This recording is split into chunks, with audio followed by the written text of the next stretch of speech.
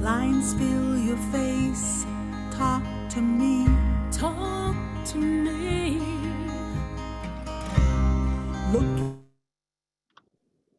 Yate, talofa lava, kia ora, hola. ¿Cómo estás, everyone? Welcome to Indigenous Ways Wisdom Circle. This evening, we would like to take this time to acknowledge traditional owners and ancestors of these tribal lands, Ogapoge, Owenge. This is also known as Santa Fe. We all reside here, and we're very grateful for the caretakers of these lands. And we'd like to acknowledge Black History Month.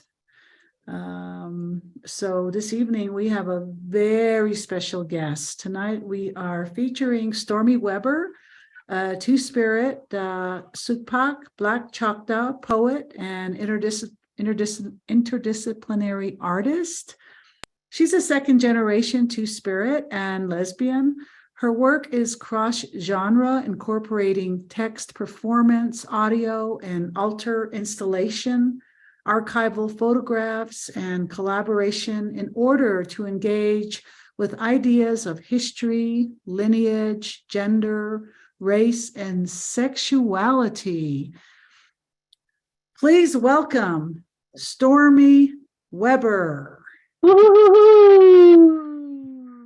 So thank you for being with us this evening, Stormy. I'd like to go ahead and just ask you a little bit about yourself. Can you help us with some of your story so we can get to know a little bit of your some of the important, meaningful events in your life that made you who you are today? Thank you so much, Tasha. I'm very grateful to be invited. I think this project is amazing and life-affirming and truly shares wisdom, shares wisdom with the work and the conversations that you have. So it's an honor to be here. Thank you.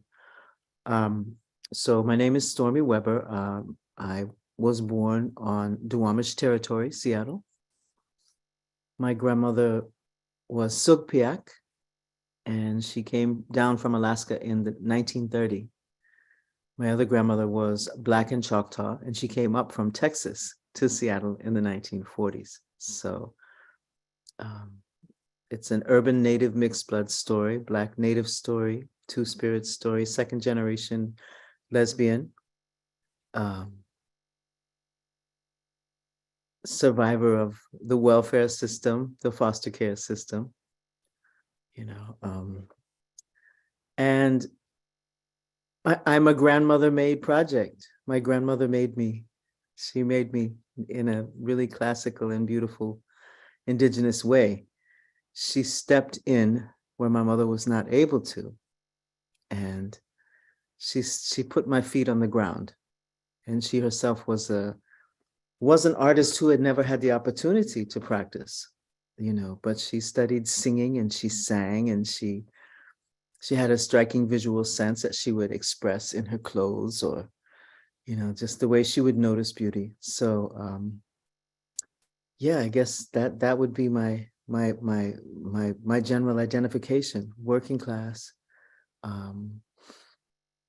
Black Alaskan Native, Two-Spirit lesbian woman, an artist and cultural worker since my whole life. Yeah. That is amazing. I can't even think of the right words to express my admiration for your walk. So thank you for that. It is Black History Month. Mm-hmm. And as a Black queer Indigenous woman, what does this mean to you? Well, I'm so proud of all my loving ancestors, and it's occurred to me more than one time that my Blackness saved my indigeneity, because I come from, on my maternal side, what we could call white Indians, mixed blood Native people, and on my Black side, Black natives. So, but the people that were mixed with white at certain points in history began to wear that identity as a protection. And so this was something that came through my family. and that was actually practiced and done by my family, transformed the family, that was not an option for me because of my Blackness. So in that sense, I have this pride that is just inextricable from itself in being both Black and being Native.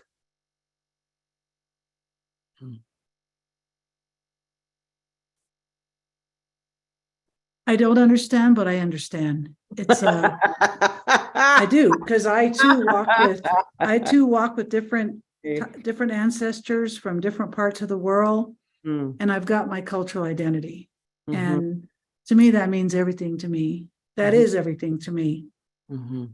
But I have to acknowledge that there's this too, right? So I hear you and I see you. Yeah. So I know very little about your ancestors and their walks in life, and it appears that you've had some great role models and predecessors that have helped pave the way for your walk. How important are role models to you and others who are able to walk in multiple worlds, and how do you negotiate that? How do you make it work and find that balance and harmony? And I know it's not always balance and harmony, but can you give us an idea of how that looks to you? Well, yes, it surely is important, you know. And for me personally, like at this stage of my life, I'm not captivated by the idea that my mere participation in a thing absolves that thing or automatically decolonizes that thing, because you cannot decolonize colonial institutions. And I work with colonial institutions. What can be transformed is the representation, is the consciousness, the acknowledgement of a separate indigenous cosmology and way of being and way of living. So I think in that way the work is good when it picks the profile up in terms of my own work. In terms of my journey, again, my first hero was my grandmother, and what I adored about her was her flair for the beautiful, her genius at appreciating the smallest thing, her loving way, her way of looking at everything in a creative way. I guess it's akin to the creative process. If we look at things, and it's kind of a liberating thought at times to look at things as a series of questions or a series of inquiry. We don't know the answer. We know something is in our mind and we're thinking about a thing, but we can think more deeply about it. We can research it. We can learn. So definitely, in that sense, Ernestine Hayes has been particularly inspirational to me as an Alaska Native woman who experienced colonization through her family, left Alaska, returned, had to go back and relearn what was remaining of her culture. So, and of course, Toni Morrison. I mean, I take a great deal of inspiration from the great artists in the world. I'm so thankful for them.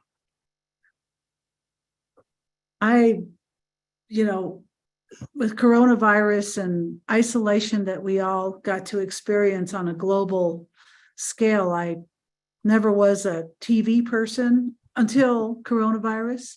Right. In that time, I took pleasure in watching a number of documentaries and just absolutely educated, mystified, and blown away by people's walks, just pioneers that did the good work, that did the good walk, that did the good fight, and that got out there to do everything they've done so that we can be. And it's not over, and it's still going, and we are in it.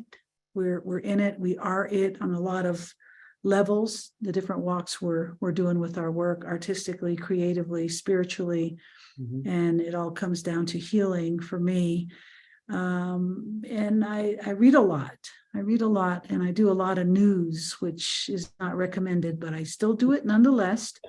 And I've been hearing a lot of people buzz around about intersectionality and various identity distinctions and cross cultures and Can you add to any of this dialogue with your thoughts about it? Because it's just more and more. And yeah, what is? Well, it's such an interesting journey with identity politics, as they're called. So, people look to the Combahee River Collective as the first sort of concrete statement around what is now called identity politics. I think that it's very important to treat people with kindness. And I think that, it's very important to not let identity politics be used against already marginalized peoples to further divide. So, I founded a project in Seattle in 2007 called Voices Rising, LGBTQ of Color, Arts and Culture. This was the first project to lift and foreground the works of LGBTQ people of color in Seattle. So a lot of cultural workers trained with this project, were mentored with this project, developed work through this project. And I think that, that's a way to make the work live within community. Absolutely. Yeah. I agree. And does this conversation that's as of late, and has it informed your work all along? Creating art for different people is different for different reasons. Indeed. And creation is creation. We're born with this ability to create, whether we want to clock in 9 to 5, or if we want to create and try to make that work and make a living at it. Has this informed your work, this cross-cultural intersectionality and stuff? Oh, absolutely, absolutely. I think of the Audre Lorde quote where she said, I don't believe in single issue struggle because I don't live a single issue life. And so because I grew in the way that I did, I was challenged and blessed to grow outside of this entire culture. My mother was a lesbian in the 1960s, right, before this was even a publicly acknowledged identity. She was a mixed blood Alaskan Native woman. She was poor, she was on welfare, she was a single mother. So I grew up outside, always outside of these lines of identity, and experiencing a lot of judgment that I wasn't really a girl, I wasn't really Black, I wasn't really Native, I wasn't really this or that. That was the balm that came to me 6 years ago, was that ancestors know who I am. And once I could understand that, I gained a place of peace in my spirit. And it doesn't affect me what people judge. There's an awful lot of judgment that goes around. But I think it's more important to try to do your work well. If it's a particular story, it's a niche story, perhaps. If it's told well, people will hear it. They will feel it. And I think, I don't know if we were talking about this the other day, but there are some people who write as though they had certain experiences, but you can kind of tell by the way they tell the story that they didn't actually have those experiences. Yes.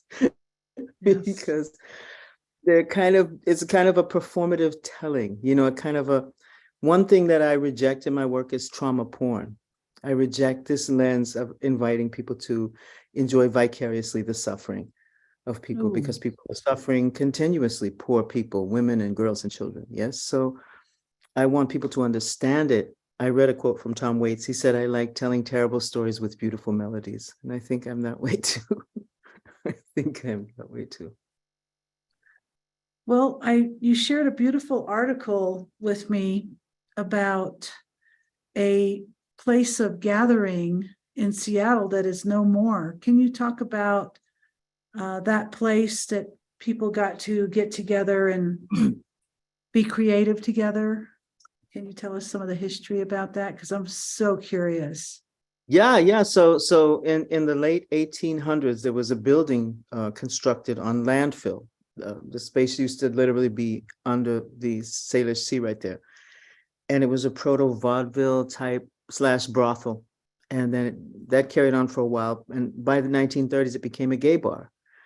And that carried on for 15 years or 20 years, something. And then it became like a diner and a kind of a little hustler's den. And so when I was a child, my mother took me there. And I had such a memory of that space. And I walked by there and I looked down these stairs. They're so steep. Like they're so steep. These are Victorian stairs to the underground that those gamblers and those working girls were climbing down. And then years later, these gay people that found a little gay bar in the rough and tumble waterfront area of Seattle, right? So this was the red light district of Seattle. This is where they had put all the gay bars. So that's where I grew up. And it was really fascinating. It was really, I think it was my first artist residency because they have these blue laws in Washington State. But the funny thing is, the blue laws meant that places that served alcohol had to cook food. And so once they cooked food, they had booths. So my mother could bring me and put me in the booth, and she could go in the cocktail lounge. And I could sit there all night and talk to these people. So you see, it was an artist residency. Wow. Yeah.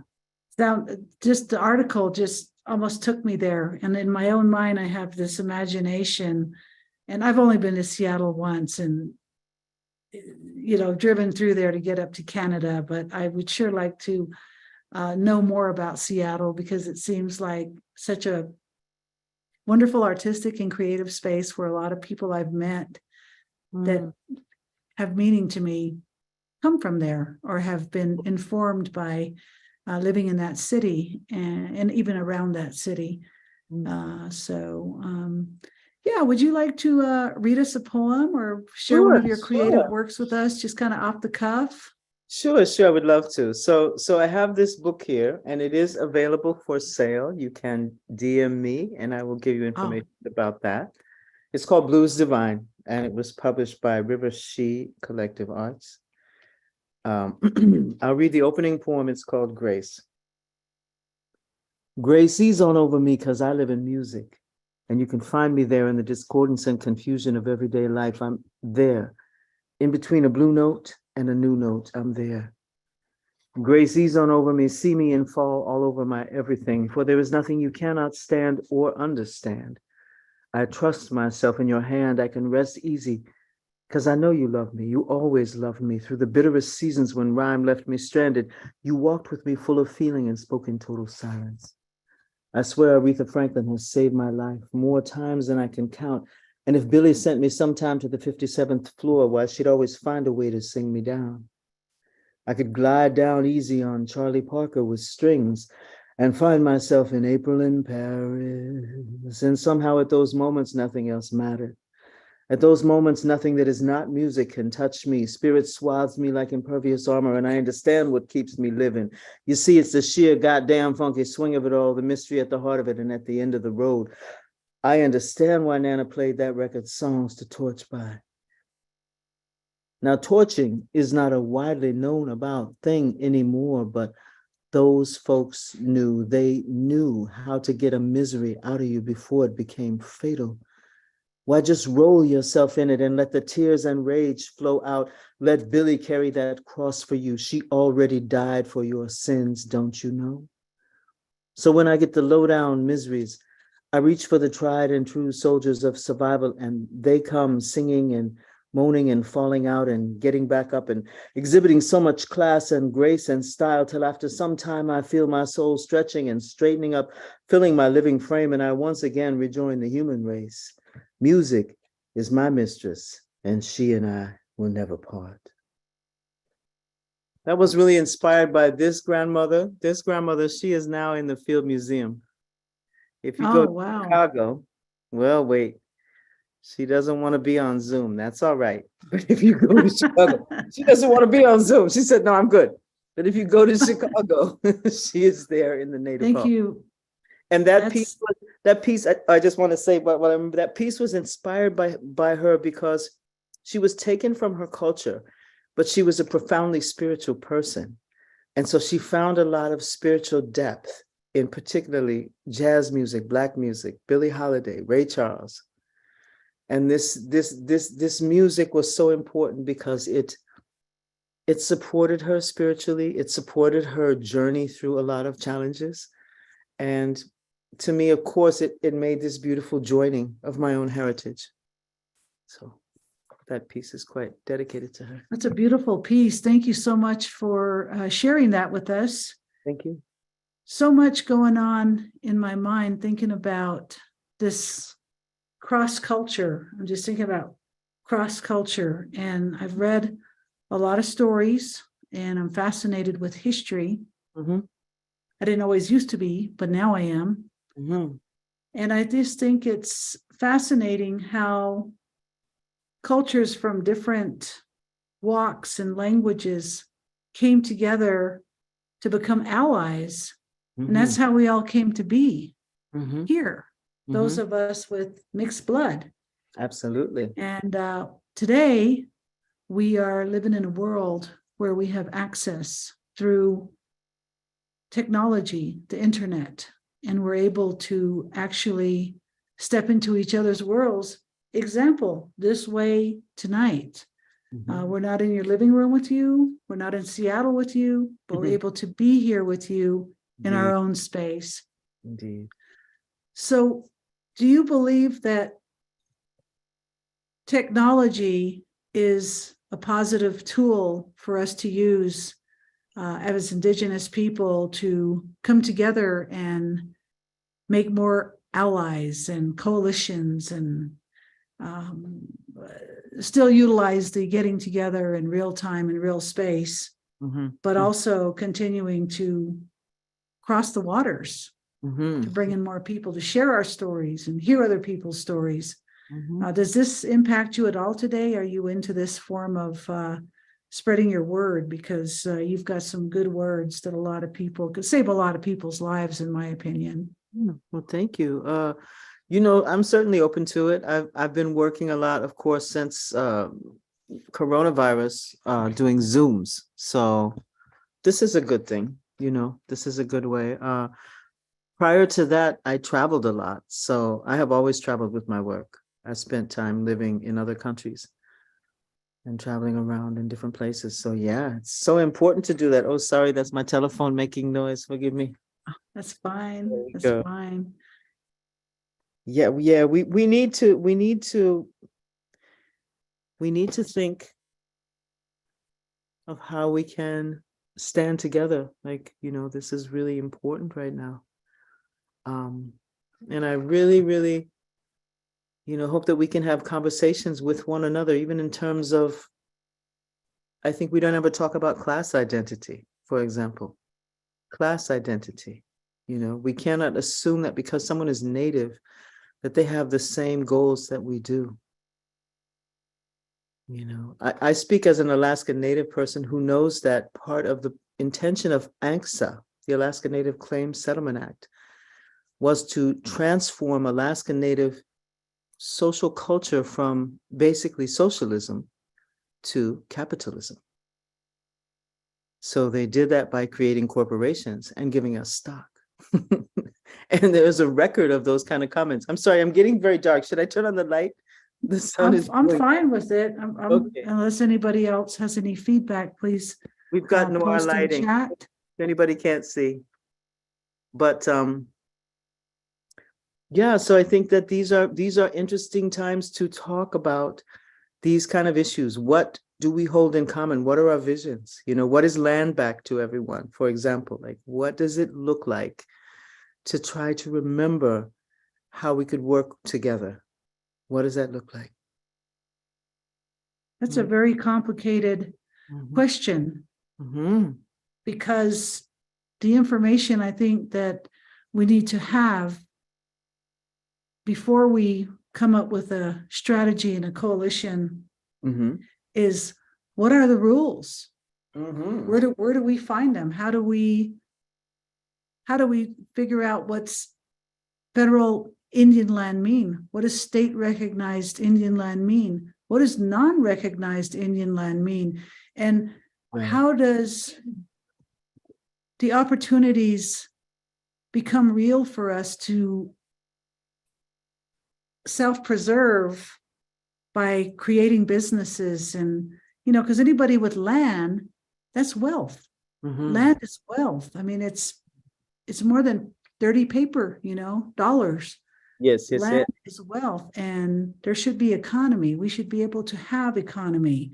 We should Right. be able to do a lot of stuff. And I think that question is for somebody that really knows how to explain to us, how do we break through that policy that stops people from going back to the reservation and starting their own Navajo-like Walmart, or, Native-like coffee house that can become franchises starting on one reservation land and maybe moving into all the other tribes and all others too. I believe in inclusion. I don't believe in exclusion. Mhm, And I think allies are some of the most important people mhm, to move forward in this direction. We can't do it alone, mhm. but there's a lot of questions. There's a lot of questions, and it's not that forthcoming like Google, Yeah, how no, absolutely. to, and then you just get this. Absolutely. It's like, Absolutely. oh my gosh, wait a minute, let me just narrow this down. I just want one answer to one question, and who knows this, and where do I go? So I think Yeah. maybe resources and Mhm. connections is probably a good start. And I think so. here's a tool. Yes, and we're so lucky we have a lot of brilliant young people coming forward at this time. Yes. We have Indigenous voices, we have Black Indigenous voices that just haven't existed before. And Right. I really hope with all the work that I've done that, it's helped to make a way for people to just be able to take something for granted and walk there. Because there's so many people who came ahead of us. I continue to think about Buffy St. Marie, who's 80 years old. You think of those who came before when there was no trail and they made the road. And so grateful for the elders. So grateful. I love Buffy came on our Indigenous Wisdom uh, virtual event. I think it Mhm, was last year. And she said, make your own menu, mhm, mhm. create it, That's make it. your own plate, That's it. and then serve it. Yes. Serve it to everybody, and use the platform to serve your own plate. And I thought that was such a beautiful metaphor, Absolutely. because obviously she's into healthy living, which means, grow your own food, have animals, Mhm. live the old way, but still be able to come into mainstream with integrity. Absolutely. And yeah, thanks for mentioning Buffy St. Marie. She's my absolute favorite influence and role model too. Mhm, So yeah, I think that's great. mhm. So do you have family members, like siblings? Are you an only child? Oh no, I'm not the only one. I'm the eldest of my mother's children, and Mm-hmm. I have two siblings from my father. Mm-hmm. So, but yeah, but so I left home when I was 11. So I lived with my mother till I was 11, and then Mm. I've been on my own since then. Isn't that funny? So it's really over 50 years now that I've been in the world. So I was 7 years in the foster care system. Mm, Oh, okay. yeah, yeah. So in there, I'm hearing survival, and then I'm also hearing thrive. Uh, Mm-hmm. you've been able to survive and also thrive. Absolutely. So I know you do spoken word. What other kind of art mediums do you engage, or have you engaged? Well, I did, I have a really large sort of encompassing project at this moment called Casino a Palimpsest. And I received an award in, I believe, 2016 called the James W. Ray Award um, for artists. And part of that award was a solo exhibition at the Fry Art Museum in Seattle. So it was my first solo exhibition. I was so fortunate. I had the most perfect and wonderful and brilliant curator, Miranda Bellardi Lewis. And I think it was her first curation at a major museum too. So it was just the most wonderful experience. And basically it was involved in telling these stories, in restoring these absent narratives. And, and taking this commonality of being the despised, being the excluded, even down to the fact that the ocean itself was banished from this very location. This was underground. This was underwater. But the settlers wanted it for money, so they filled it in and made it real estate. So it began with the land, it began with the Duwamish peoples, it carried on with the working girls, it carried on with the gay people, it carried on up into my mother's generation and me there as a child. So that's my overarching project. And from that, there spends a lot of other projects off of that. And I work with public and private archives. I work with poetry. I work with oral histories. I work with unofficial histories. I work with official histories. And so that's what I'm doing. I had also an altar installation as part of Casino, which was a traditionally built kayak that was on loan. And inside I had medicine, and then we covered the hatch so you could not see the medicine. And then there was imitation cedar because we couldn't have real cedar. So the kayak was moving through these waves of cedar, and it was in the center of the room where there were so many photographs of my ancestors. So that Can was. you, pardon me, go ahead. And the really wonderful thing that Miranda found too was a woman who spoke Lushootseed, which is the original language of Seattle, and told a story in Lushootseed about a two-spirit woman chief from Montana who rode to warn the indigenous that the settlers were coming. So there was also a place where you could literally hear Lushootseed. You could hear me reciting the poetry, and you could see these unofficial and official documents. So it was a way of telling a social history through a family. That was my intention, and asking people to just observe it. I asked people not to take pictures. Of course, I caught them trying to take pictures quite often, but just asking people to realize that this was a sacred moment and nothing was for sale. That was important for me to tell people. I agree with, there's a filmmaker, Jibril Diop Mambeti. He's from one of the Francophone countries. And I'm sorry, I forget which one exactly. I don't know if it's Senegal for sure. But he said, I believe that marginalized people have the most to offer a society because they come into contact with the widest spectrum of people. And so that's what I'm trying to do when you ask about, intersectionality. Intersectionality is find the places where we have been aligned, find the places where we've been together, And growing up the way that I did, there were a lot of times that people just had to be together. They had to work something out. And I guess that's something that I'm trying to share as well. And also make space for the next generation because, I'm totally in agreement with that. I give all the space for the young people to come in, and I share what I can. That's really it. Well, I always keep in mind that I was once young. I'm into my middle age now. Mm-hmm. I'm loving the wisdom, and I'm welcoming the wisdom that comes on down the road, so long as I'm here to walk on this earth journey. And, I studied, I'm not sure if I'm able to pronounce it correctly, the palimpsest. How do you say it? Palimpsest. Palimpsest. Palimpsest. Yeah, it's a funny word. Can you talk a little bit about that, just to inform people if they don't know what it is, but it's a fascinating topic that got my attention. Yeah, sure. So Casino, a palimpsest was the name of this project, and Casino is the name of the actual location, the actual place where these stories began. Palimpsest is a term that refers to, in antiquity, when they had paper made of reeds or whatever the paper was made of, cotton, they didn't have a lot of it. They'd write something and they would need to reuse it. So they would scrape away that top story and they would write something else. But palimpsest meant that all the other stories were there from time. And so, I guess so many of us can relate to this as well. All of our families are that way, aren't they? they're palimpsests. You know, something is done and gone, but it's actually not. It's there. And that's what I was trying to tell in those stories.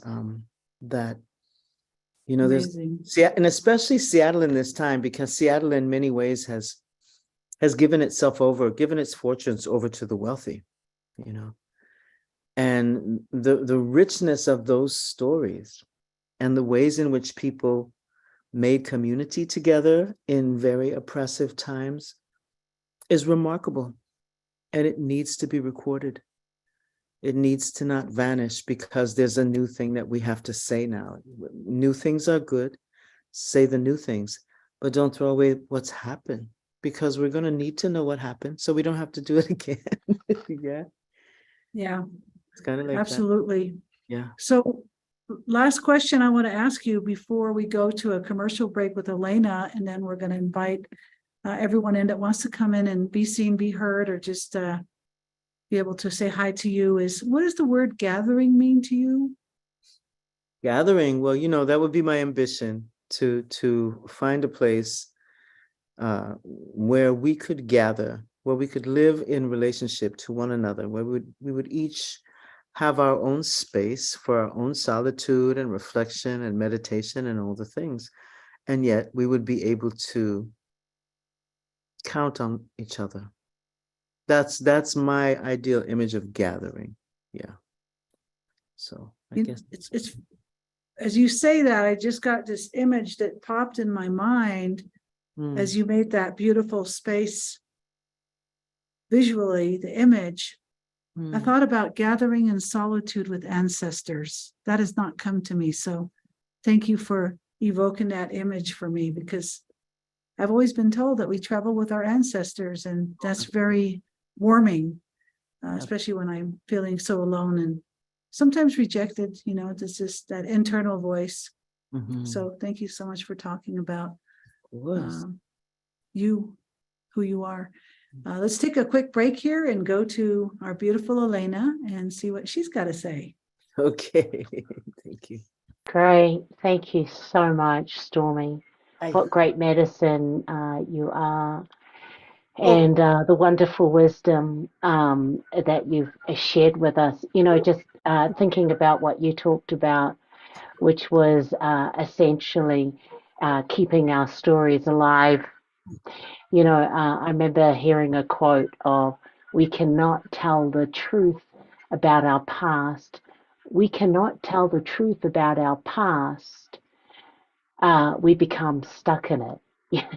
You know, so really, thank you. Thank you for your extraordinary walk and your influences. And I don't know if you get this, but I really want to say this so I can sleep well tonight. You got one of the most sexiest voices, man. I could listen to it. And it also tells me, with the cadence and the tones, your singing voice, I haven't yet to hear, but I know it'll just be, you know, just reach many octaves. Thank you so much for blessing us.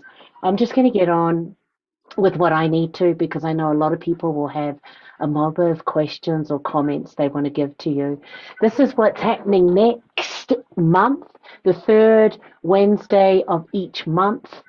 We have the Wisdom Circle. So next month, we're very blessed. 15th of March, same time, same channel. We have Judy C. Stout. It's also March is Women's History Month. Judy C. Stout is deaf Lumbee tribe raised in Piedmont, Brookmont. She's retired from Garlet University after doing 28 years of amazing service. So come check us out, or her out, what she has to share in the Wisdom Circle next month. If you got so much from Stormy's presentation, there are a lot of things that you missed.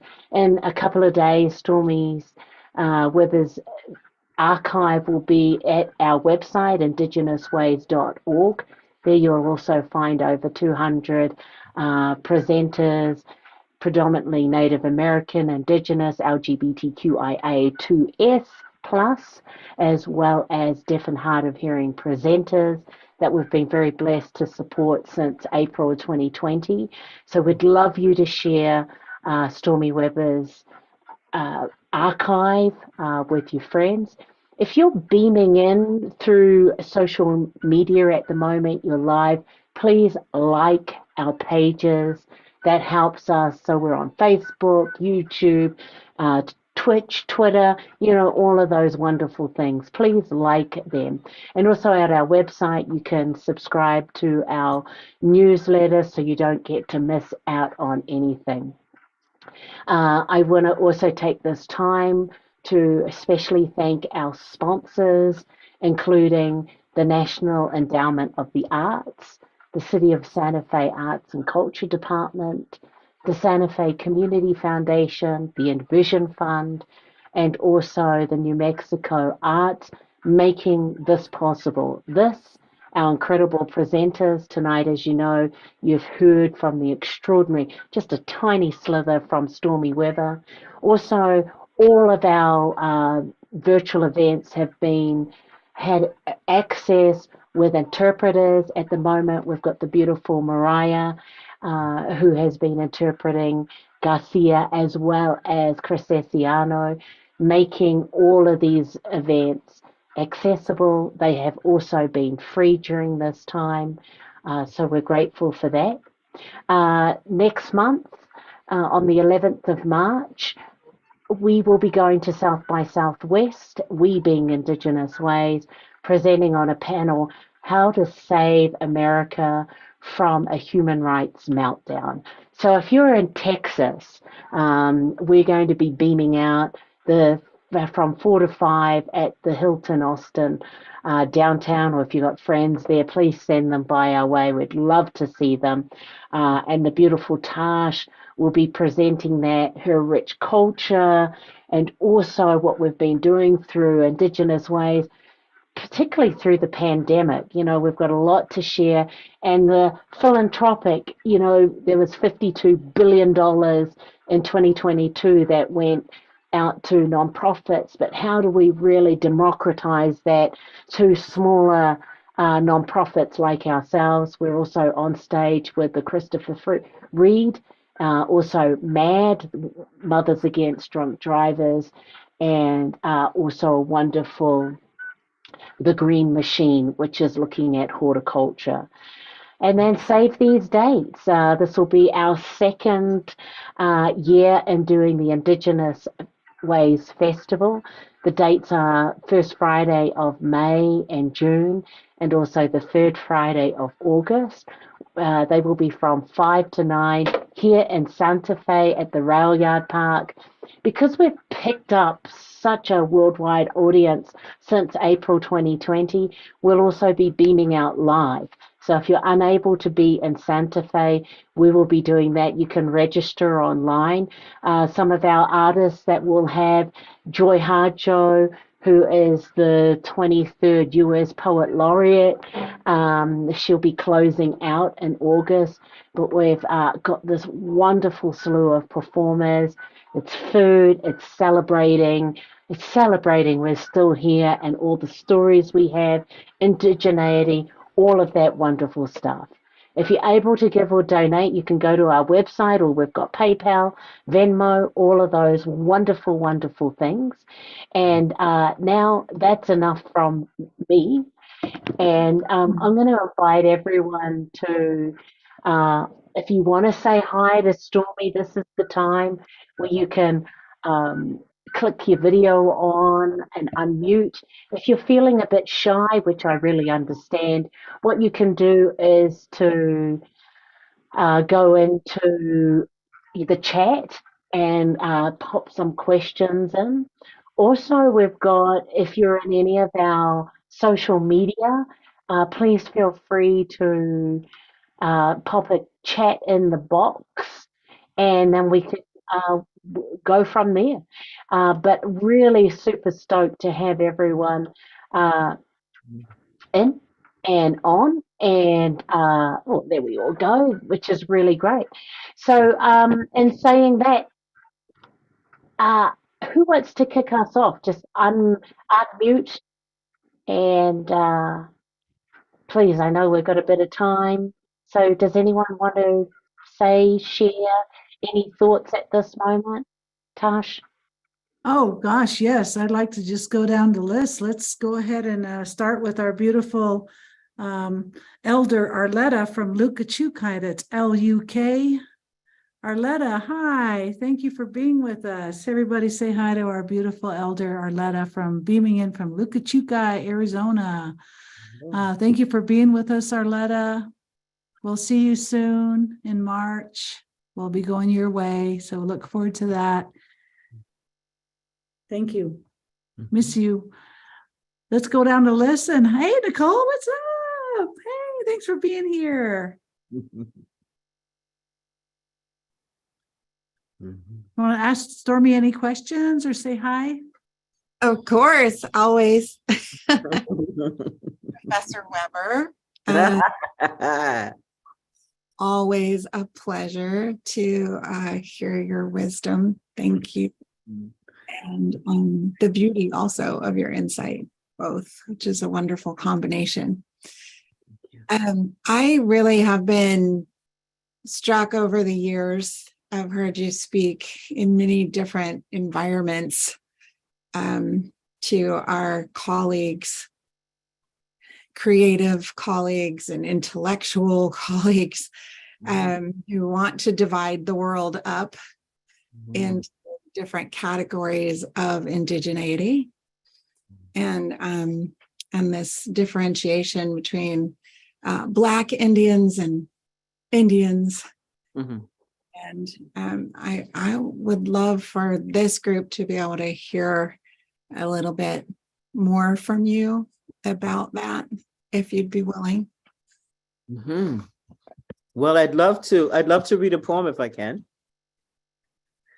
I think that says a lot. Is that okay? Absolutely. This is your show, Stormy. Whatever you want. We are right there with you. Okay, this is an ancestor poem, and I hope perhaps it might say what I'm not able to say without it being in this poem. It's called Ode to Blues. Safe thus far, the blues has brought me through. This I know to be true. Yes, it wasn't nothing but the blues.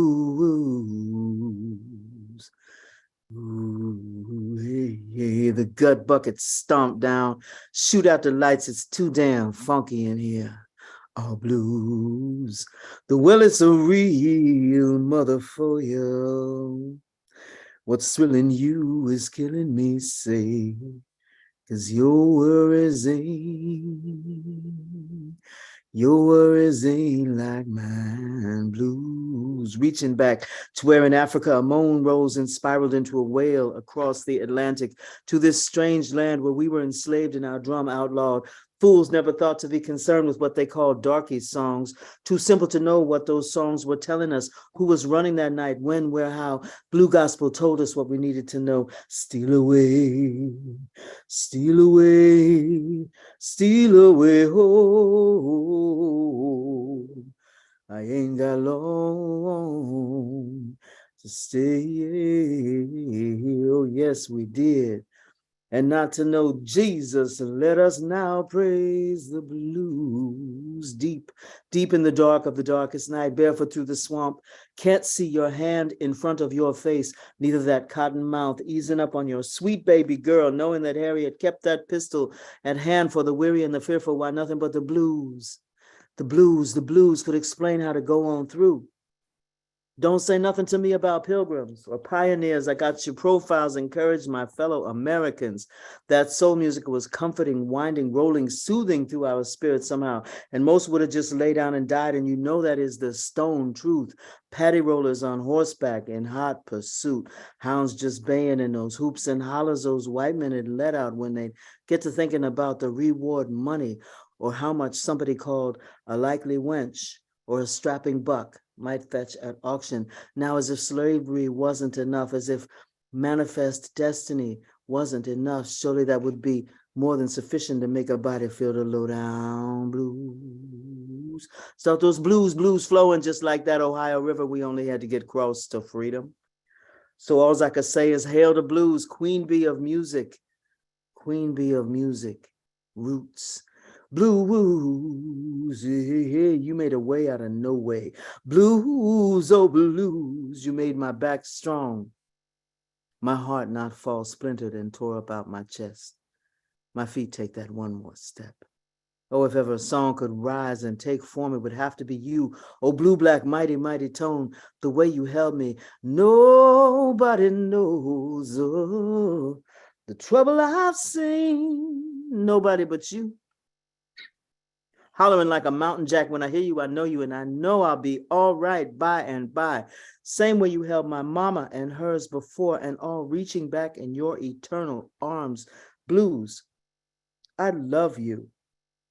Be you moan, shout, shuffle, or stomp, I'm there. Turquoise, lapis, sapphire, indigo, sea, and sky, let me count the ways you appear to my heart and to my wondering eyes and ears. I feel you, O song of my deepest soul, rising from way back from Africa to Houston, Texas, Plain Dealing, Louisiana, Mississippi, and let us not disremember sweet home, Chicago. Oh, I say, come on, baby, don't you want to go to where the blues amplified itself so as to rise above the den of the L train, the stockyards, and the steel mills? Home of storefront churches pumping blue gospel, or is it gospel blues onto the urban prairie? And the juke joints just a juking on, and the juke joints just juking on. Why, before we ever marched with eloquent signboards, Muddy threw back his hand and roared, I'm a man. And Miss Coco Taylor pissed her wang dang doodle, said all night long. Listening from a place deep inside where the tone meets the note. In love with candlelight warm, meets the note, encounters the rhythm in a sweet sway of step. Hold me in your arms like a voodoo child, baby, oh. Blues, I love you, and I don't know what I say, but I swear I'm gonna love you till the very day I die. Let us now praise. Oh, the blues.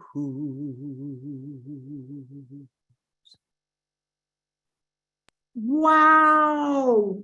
Woo! Cadence, prosody, poetry. Oh, okay. It's not my turn. Who wants to talk next? This is amazing. Thank you. That was a great review. I love that. I love it. Who wants to talk next? Should I pick Tori? Hello, everyone. Tosh, Elena, Nicole, Michelle, and of course, Stormy. Sorry. Hello. Hello, sisters. Such a beautiful gathering of witches and medicine women. And always, always blessed by Stormy's medicine through her sharings, her voice, her art. Thank you, Stormy. And we just look for more and more ways that you can be supported in the mundane ways and in the ways of encouragement to continue putting your medicine out there, because it's much needed. And that medicine also requires rest.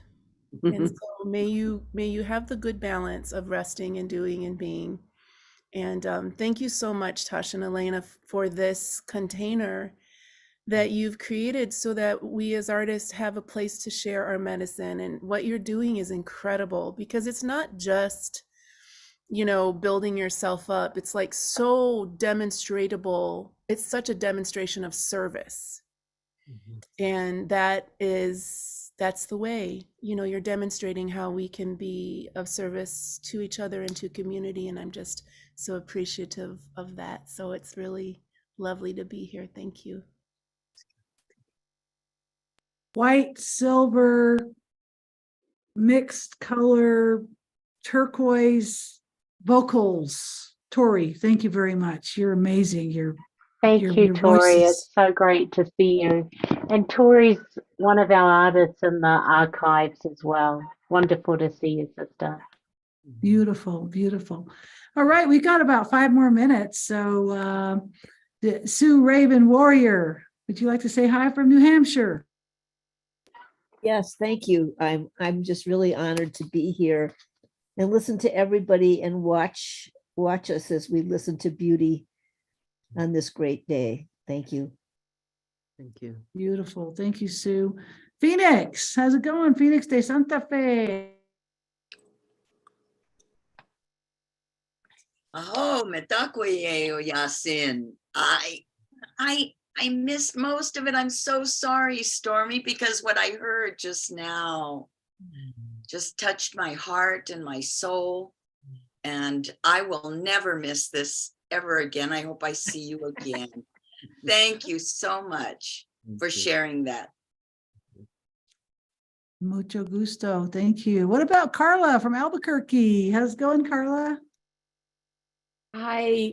Oh, thank you so much, Stormy. I really appreciated hearing about your history and just your works. And yes, you have a beautiful voice. I love the way your expression just fills the soul. So thank you for sharing with us this evening. Beautiful. Thank you, Carla. All right, we might get through everybody tonight. Michelle, Mormal, Fifth Wheel Escape. How's it going? How's it going on the road? Hello, welcome. Thank you so much, Stormy. I am here and just arrived in Sarasota, Florida today. And you and I sang together, Stormy, in the One World Inspirational Choir many moons ago. It was wonderful. I love your phrase, stand together. And I am trying to do that now. I'm still singing. I'm in One World Inspirational Choir, way back in the day. But to the day, I am singing in Sing Out Detroit and in Out Loud Chorus in Ann Arbor. And I'm sticking together with those LGBT folks and our allies, and we're all standing together. It's great. In choirs. Right on, right on. Okay, Amber. Can't go tonight without saying hey to Amber. Amber. Hey, I love you. I love you. Stormy, thank you so much. A couple of things that I will be sitting with for a bit. One is the approaching things as an inquiry. I have a friend who says that curiosity is a spiritual principle. And when you said that, it just sank in. And then the other one is that whole palimpsest thing of like, there are, and in my personal life, but I know for all of us, there are all these stories that were untold, intentionally untold, right? You weren't told about these ancestors. You weren't told these stories. And thank you so much for pointing out that they're still there, that I carry them, that's part of who I am as well, just because I wasn't told the stories and only am finding out bits and pieces. The whole story is already there underneath. And that was really rich. So thank you. I'm going to be working with those things for a long time. And thank you to the interpreters. Tasha and Elena, I love you. I love you. And really, it was a pleasure. And I love Seattle. Thank you so much, Amber. We have time for one more. Estrella Root, would you like to jump in and say hi real quick? You're on mute. We can't hear you. Can you hit your mute button? Bottom left screen. Can you hear me now? Yep, got you. Yep. Thank you. Oh, I just can't believe it. I didn't know this was going to happen. It just, in 5 minutes, it was going to happen. And I turned it on and the electronics worked, which is fantastic because I have a terrible relationship with electronics, but it let me hear you, Stormy. And you made me want to write a song. You made me want to write a poem. I forgot who I was, and you reminded me, and I'm so grateful for that. I really needed to be reminded today. So thank you so much. Love you, Estrella. Okay, everyone, we're at the top of the hour. We wanted to catch everybody. Destiny, love you. Little niece here, Destiny. Love you, love you. Got a birthday coming up soon. You're turning a big 25. lead us into the future, Gen X little niece there. Okay, everybody, thank you all for being a part of us. As always, thank you, Stormy Weber, for creating and making the world more beautiful by just being you. And thank you, Nicole, for hooking us up too. Really appreciate the connection. As always, absolutely love and adore our ASL interpreters. Thank you very much for taking time out of your busy days, interpreting all day to come do our humble little show. So thank you very much, everyone. And we love you so much, everybody. Get some good rest and spread the goodness. Thank you. Peace out. Thank you. And we'll look forward to seeing you all next week, next month rather. But let's give it up for the one and only Stormy Weber. Thank you. Oh, Thank you. oh. Wet my hand.